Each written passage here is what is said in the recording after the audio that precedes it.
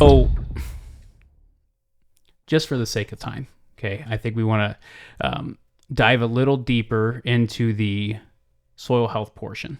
But before we do that, I almost kind of want a little rapid fire here, or maybe just your input. So, you go to the traditional test, you have all these ratios. Okay, you got your K to mag, you got your K to N on a tissue sample, so on and so forth. Okay, When I get those Haney numbers, one of the things that I do is I still see if those ratios are matching compared to what people say on a traditional test.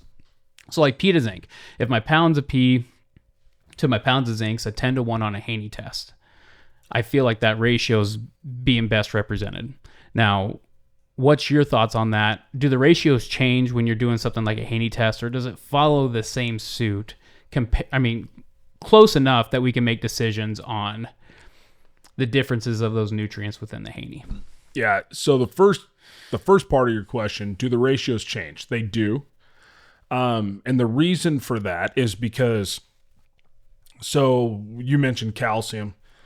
So if we look at ammonium acetate and you had a number on your test of around 3,000, okay, the Haney test is going to come back closer to 1,000. So it's a third. Potassium, on the other hand, is going to go from 200 to 100. It's about half. So if everything dropped the same percentage, then your ratios wouldn't change, right? Exactly. But they don't. And sodium, for example, is soluble. So you get 100% of that. Yeah. Right, yeah. So that's the biggest reason we don't calculate base saturation on the Haney test. Everything's there to do it. Mm-hmm. But the problem is that, guess what? If your sodium was 1 or 2% of your base sat on a conventional test and you run a Haney test, it's going to jump to 4, maybe 5%. Because it's 100%. Because it's 100% soluble. Yep. And calcium, potassium, and magnesium came down. And so it throws off those ratios. Now, again, we know the correlation. So if you're a big ratio person, we can give you those correlations. You can put them in the same language, and then you can use the standard ratio numbers and compare those and see how they look. And that kind of resource is on your website, I would assume. It's not currently. Okay. No, it's not currently. We need to do a big website update. But some of this stuff was we were developing and ground truthing ourselves, right? Running enough samples, right? Started a new lab. We needed to make sure we had enough data to stand behind those correlations. Okay. But the other thing about ratios is that I believe, because I've seen it, the farther down the road you move from conventional or traditional farm management, the less those ratios matter. Yep, I agree. Ratios in chemistry are incredibly important. Yep. Right? Yep. I mean, if you're doing benchtop chemistry and you want a certain reaction to happen a certain way, you got to have all the right ingredients mixed together properly. You got to have the right temperature. I mean, all of that. It's got to happen. Matter of fact, sometimes you even have to add them in the right order. Exactly. Right? Yes. So that's benchtop chemistry. And if your system operates mostly on chemistry for its fertility needs, that's kind of what you're stuck with. Is that really does play a bigger role. As biology starts to take over, the biology is what's balancing and moving the ratios around. Yep. And think of that no different than us eating something. You know, I can take a multivitamin in the morning. I could take 5 of them. Yep. My body doesn't just take all that in, right? I'm getting rid of most of it. Yeah, you'll see it again. Yeah, you'll see it again. Right. So, because you're biology has a tendency to do that, and I say that all the time when I said look across all the natural landscapes. Now I know natural landscapes. I say this all the time. The middle ground. Look, say, well, nobody fertilizes a forest. Correct. Nobody clear cuts the forest in 2025 and expects to clear cut that same forest again in 2026. Exactly. So that's the difference between natural systems and ag systems. But within that natural system, it has been unmanaged for hundreds of thousands of years.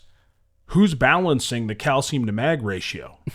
Exactly. Who's balancing the P to K ratio? I mean, and it's not happening, and because that's all happening through biology, right? Well, exactly. So that's what we see a lot of. But again, for the people who really are wanting to look at those ratios, we can help with that. I do believe that once you get further, if you keep going down that path, you're going to find out that those ratios aren't nearly as impactful anymore. Well, then you start realizing how much these plants and the biology communicate. They help each other out, right? It's just the honest, I mean, that's been proven. And like you said, with the further down the path, or I even think to myself too, you know, if you're using more of a quote unquote, like a compost, okay?